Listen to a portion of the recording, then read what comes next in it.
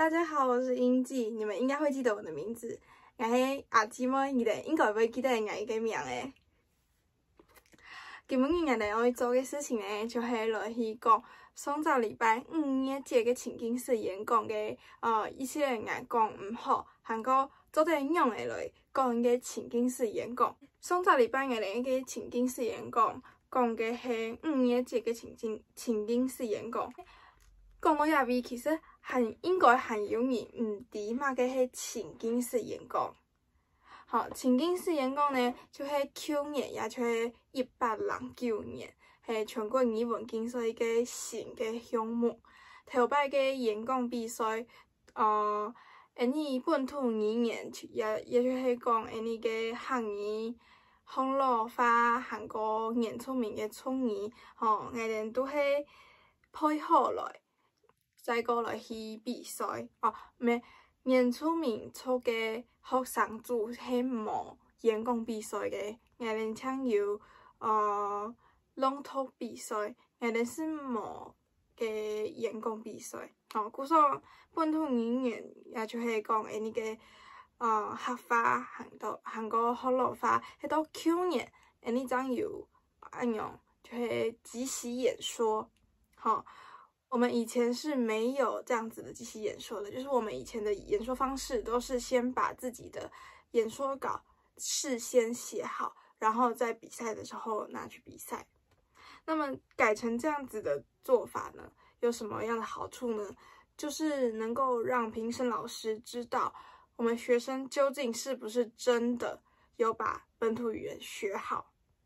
那么比赛进行的方式是怎么进行的呢？就是现场抽题，然后再给你30分钟的时间准备，最后上场比赛。你讲完你要讲的内容，演讲内容之后，评审老师会再用本土语言来去问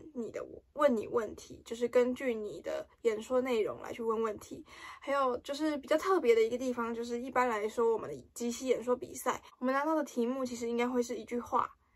也就是说，例如我的愿望。顶多会再加一些就是解说，就是说我的愿望怎样怎样怎样之类的。然后，可是我们情境式演说，我们拿到的呢，其实是一张图稿，就是一张 A4 大小的图稿，然后上面有4张图片，对，然后图片里面是完全没有字的，就是它也不会给你一个，它不会告诉你说这张图到底在干嘛，就是你要自己去看。然后它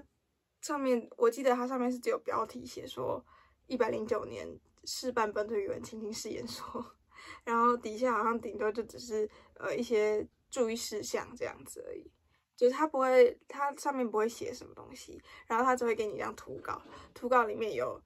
4格漫画，然后那4格漫画呢，就是里面都不会有任何的字，也不会有任何的对话，全部都是图。但是彩色的，一定是全彩。那我们上个礼拜讲的是，对，5月节嘛，5月节就是端午节嘛。那就是我们其实都会有准备，然后就是准备的时候，我现在说的准备是指比赛之前的那几个月的那些准备，就是你自己在家里自己在学校做准备那个时候，然后我的话我是会习惯先准备开头跟结尾，就是我会大量的练习题目，然后分类型，就假设我们以上个礼拜的5月节来讲，5月节就会建议给节日篇，就是我节日篇都会有一个固定的一个开头，就是一年当中有青岛嘅建议，比论讲。我就可能是讲一些平常时较当然会提嘅建议，比如讲过年，比如讲长夜班，比如讲白夜班，还讲5月节。不过也就有，我上个礼拜就有也在微信，我就有讲到一个无蛮好嘅微信，就是我上个礼拜讲嘅系白夜班、过年、长夜班。也比嘅问题呢，就是半夜班系半夜嘅事情，过年系长夜嘅事情，长夜班咩系长夜嘅事情，就是讲有一个顺序搞错了，就是我们应该要从一年的最前面开始往后讲，也就是说，我应该要从过年，然后元宵节，然后中秋节这样子讲下去，而不是从中秋节然后又跳回来过年，然后就去长夜班这样。好，这是一个小小的一个可以注意的一个地方。好，然后这就是节日篇的一个开头，对，最前面开头的地方啦，我都是这样子，因为我其实不是一个非常适合去做即席演说的人，对，所以我会习惯先把开头跟结尾写好，这样子我才不会就是一上场的时候才不会慌张，然后就是中间的时候才比较可以即兴发挥，比较不会跑掉，比较不会就是讲到这里，然后我不知道我接下来要怎么接下去，要怎么收尾，会很尴尬。对，好，然后呢，先讲完了第一小部分，也就是长夜班、夜班给的，就是节日的话，就是前面都会讲一些一年当中有好多的节日，比如说就是比伦讲有嘛个，然后过来就是亚个纪念，我们就是先从最大就是一年当中有好多节日，那我们再聚焦到我今天要讲的这个节日，例如说我今天要讲的是年节，就是端午节嘛。那端午节可以干嘛呢？你已经说到端午节了嘛，你再从端午节再往下去延伸，就例如说我上次讲的是端午节过了之后，不是端午节过了之后，端午节的时候我可以干嘛呢？我说的是读中的起乐爬龙绳。好，读中的就是包粽子，起乐立蛋，爬龙绳，划龙船。好，然后呢，在这里我又有一个讲错的地方了，对，好，就是读中的是包粽子嘛，可是呢，我们一般人就是粽子，如果你家会包粽子的话，通常都是在端午节前几天就开始包粽子了，不会在端午节当天包粽子，所以我这边应该要说食粽诶，不是读粽诶。好，然后还有起乐爬龙绳，还有一个我上次忘记讲到的，就是香包，你会带香包，对。好，然后讲完了这些事情之后，我再来去细细的说我跟这些事情的关系。例如说，我一开始讲的是我最喜欢看的是龙船比赛，对，然后在讲这些东西的时候呢，我又可以再加强我的语气。例如说，我不是有说帮龙舟队加油加油，那个地方你就可以大声，非常的大声，非常的开心，这样子你的那个演说的气势就出来了。对，好，然后龙舟比赛结束之后，我又讲了起乐。起论就是立蛋嘛，对不对？然后我说的是雅福卡当年都会起论比赛，不过其实雅福卡本身係冇遐比賽嘅，係講嗌咩冇牙字，就係講有的時間，一個東西，員工嘅東西，往這邊問你啲，都係你講嘅係正經嘅，也係唔係正經嘅。好，故說有的時間，就做嚟教一系列。你頭腦裡邊都想到嘛嘅，你就來拿出來講，因無一聽我係正經嘅，好。再講來就是失蹤嘅，就做嚟講嘅家譜，他嘅種嘅又大又好食，韓國也嘅東西用啲其他嘅經驗咪做嚟用，比論講半夜班。半夜嘅時間係愛食油嘅，係冇？油嘅未做得，吼，就是強用係雅家鋪真好用冇啦，就伊曉得乜嘅，曉得讀種嘅，曉得種油嘅，做草呀，乜嘅西文西草啊、綠茶啊，乜嘅上到嘅全部都拿出來用。某一天所有嘅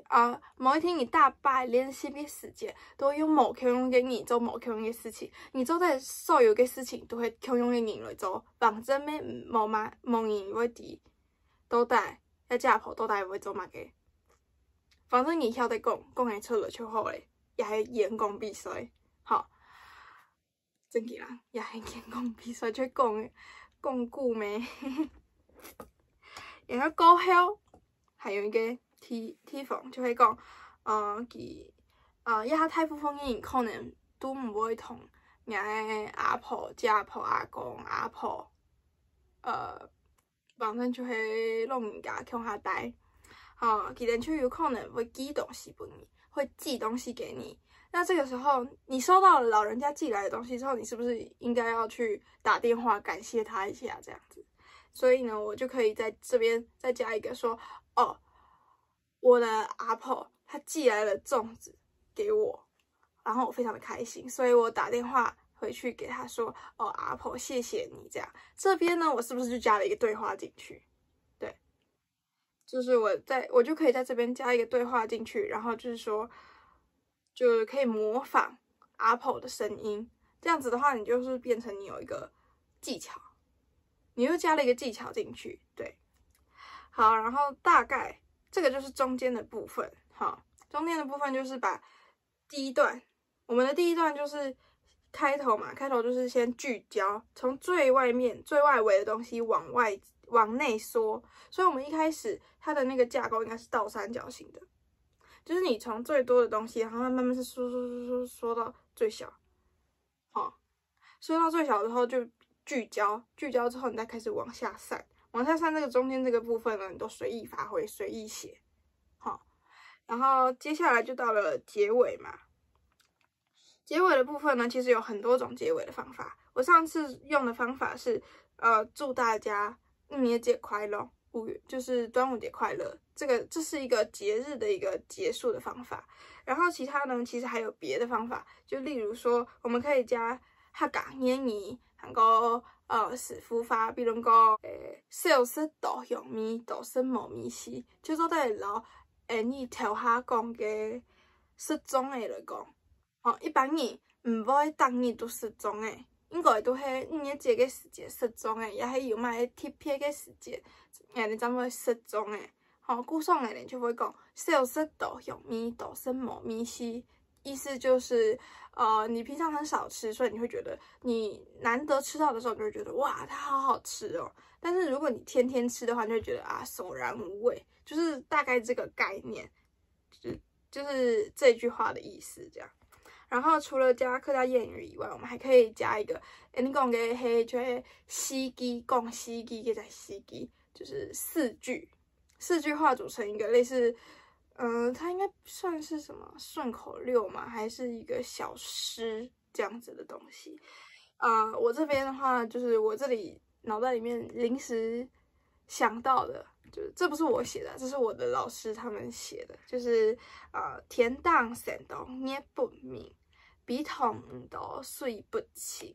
唔好凊彩看強人，按呢張黑輕聰明。就是這個西基，它的意思就是叫你說不要隨便